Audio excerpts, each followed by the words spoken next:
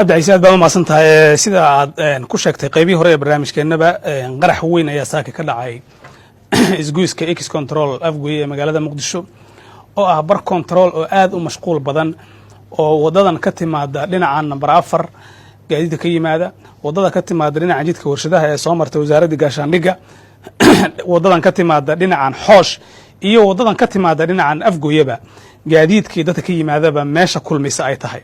marka xilli aroora oo dadku ay shaqo tagayeen qaarkoodna ay goobahooda waxbarasho u socdeen ayaa qaraxu meesha ka dhacay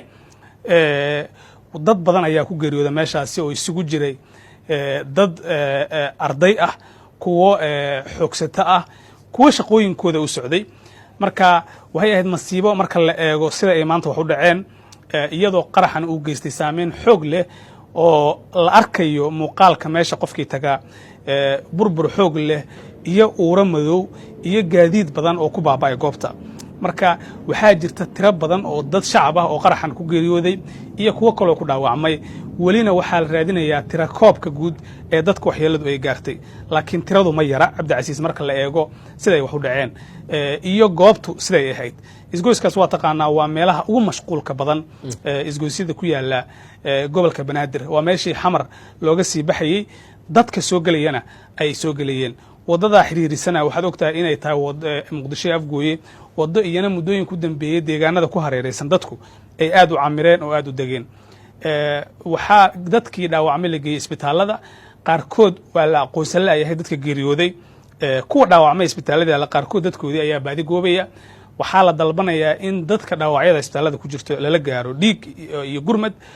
si ay xaaladooda loola tacaalo marka warar ayaan oo ilaa hadda aan raadinayno hubintoodan waxay sheegayaan in arday saarnaa gaadiid kuwa BL-ka la yiraahdo iyana meesha ay ku basbeeleen waxaan loo sheegay in jaamacadda Banaadir ardaydaasi iyo gaadiidkaba ay lahayd gaariga laakiin mas'uuliyiintooda aan la xiriirnay wali ma aanan helin in ay telefoonkeena ka jawaabaan si aan u helno xog ku aadan arrintaasi waa sii baari doonaa haddii arrintu ay tahay arrin sax iyo haddii ay warkaas uusan weli san lahayn waxaa kaloo jira oo wararkan soo gaaray kamida in gaari ay saarnaayeen shaqaale Turki ah